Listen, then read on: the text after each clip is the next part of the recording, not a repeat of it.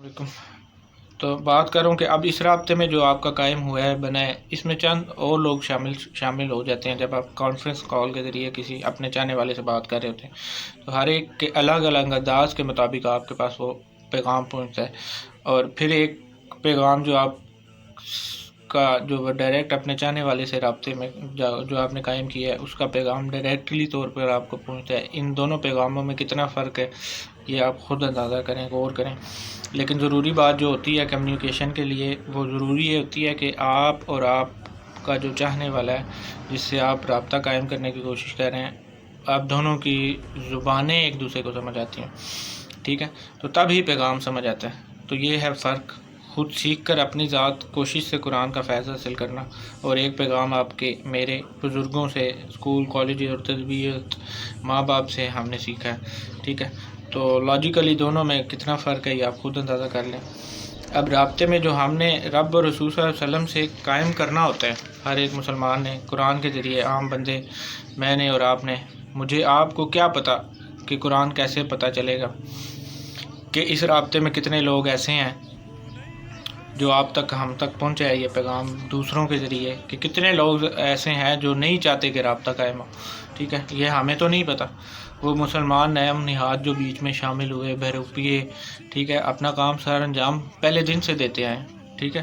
تو زمانہ قدیم سے جو اللہ کے کھلے اور چھپے دشمن ہیں، محمد صلی اللہ علیہ وسلم کے باغی ہیں، ٹھیک ہے، آپ صلی اللہ علیہ وسلم سے بغض رکھتے ہیں دلوں میں، حالانکہ وہ جانتے ہیں، ضرور جانتے تھے اور آج بھی جانتے ہیں کہ آپ صلی اللہ علیہ وسلم سچے رسول ہیں، محبوب الہی ہیں، ٹھیک ہے، رحمت العالمین بھی ہیں۔ جاننے اور ماننے کا یہی تو فرق ہے، ٹھیک ہے؟ تو جانتے یہودی بھی ہیں، عیسائی بھی ہیں، ہندو بھی ہیں، اس دنیا میں کوئی بھی ایسا مذہب نہیں ہے جو حضور صلی اللہ علیہ وسلم کی شخصیت کو محبوب الہی نہیں مانتا، ٹھیک ہے؟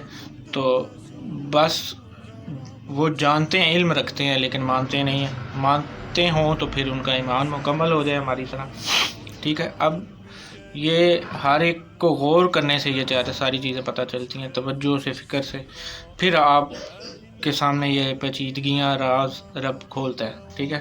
کتاب کتنا جو آپ سرکار صلی اللہ علیہ وسلم کو اور پھر مانتے کتنا ہے ہم، یہ پھر ہم نے دیکھنا ہے اپنی اپنی زندگیوں میں جو مطالعہ کرنا ہے۔ مراد اگر کسی کو یہ کام نہیں آتا کہ کوئی ولنگلی اپنے آپ کو مکمل طور پر قرآن کے حوالے کر دے، جب تک آپ کو یہ علم نہیں ہے، ٹھیک ہے، تب تک کسی بندہ یا بندی کو، مسلمان کو، قرآن فہمی نہیں آئے گی، ٹھیک ہے؟ تو اس قرآن میں بھی سیکوینس نہیں ہے، ترتیب نہیں ہے، ٹھیک ہے، جیسے کہ ہماری زندگیوں میں سیکوینس نہیں ہے، ٹھیک ہے؟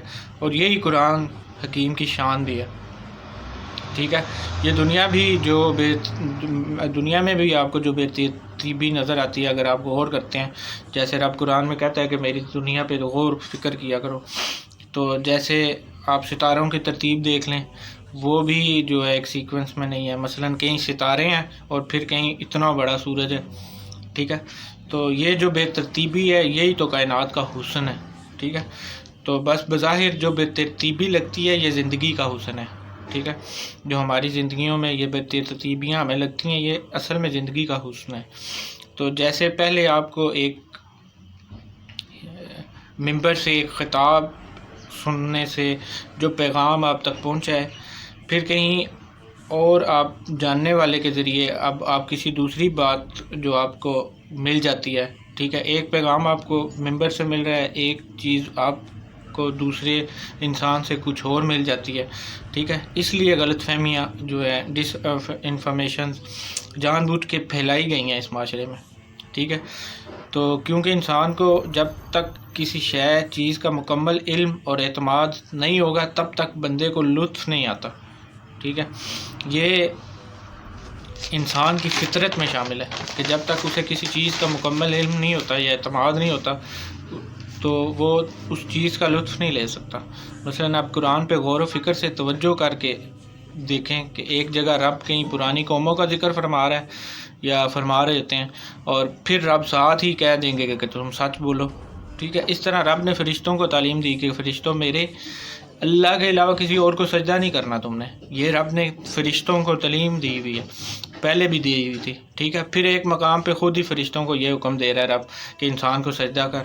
ٹھیک ہے، اب غور کریں کہ اس مقام پہ جس نے انسسٹ کیا، اصرار کیا، ٹھیک ہے، اس مقام پہ بہانے بنائے، سوال کیے کیوں، کیسے.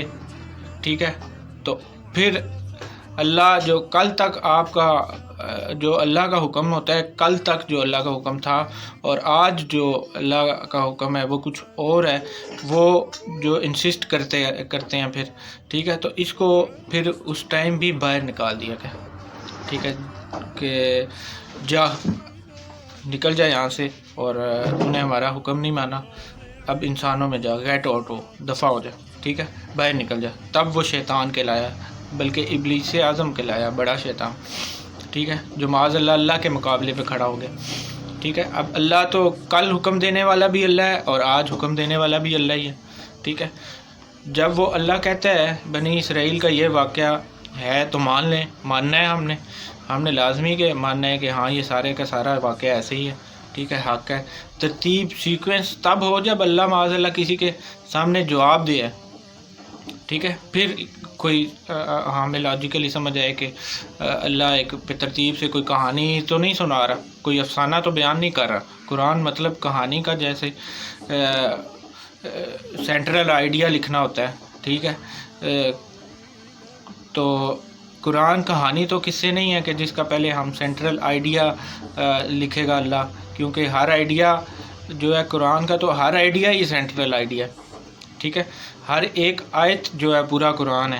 پھر قرآن کا ایک ایک لفظ جو ہے وہ پورا مکمل قرآن ہے. ٹھیک ہے، تو یہ معجزہ ہے قرآن کا کہ اس کی ایک ایک آیت، ایک ایک اس کی رکعت مکمل قرآن ہے، بلکہ لفظ زبر زیر سنگل ورڈ بھی جو ہے وہ مکمل قرآن ہے. اس کی ہر زبر زیر قرآن ہوتی ہے، تو اس کا منشا قرآن ہے. اور جن صلی اللہ علیہ وسلم مبارکہ ذات پر یہ نازل ہوا وہ بھی قرآن ہے. ٹھیک ہے، ہم نے آپ نے سب نے ایک ذاتی طور پر اس کو پہچاننا ہوتا ہے، اس بات کو. جب آپ ذاتی طور پر قرآن کے قریب ہوں گے، ٹھیک ہے، تو یقیناً گارنٹی کے ساتھ آپ 200% جب کوئی ذاتی اعتبار سے سیکھے گا یا سیکھنے جائے گا تو ممکن ہی نہیں ہے کہ وہ خالی ہاتھ آئے. ٹھیک ہے، اور آج تک ایسا کبھی ہوا بھی نہیں ہے کہ کوئی وہاں سے خالی ہاتھ لوٹا ہو. تو اس پہ جب غور کریں گے، اس قرآن کو اللہ کریم نے بذریعہ وحی یا بذریعہ جبرائیل امین یا ڈائریکٹ، بہرحال اللہ کے آپ نے اپنے جو اسباب ہے، ٹھیک ہے، یہ اللہ تعالیٰ کا کلام پھر اور پیغمبر صلی اللہ علیہ وسلم کی زبان مبارکہ سے آپ تک جو پہنچا ہوا ہے. ٹھیک ہے، اب غور کریں کہ اس میں دو عظیم طاقتیں جو ہمارے لیے عظیم ہی ہیں، ہمیشہ رہنے والی ہیں، شامل ہو گئی ہیں.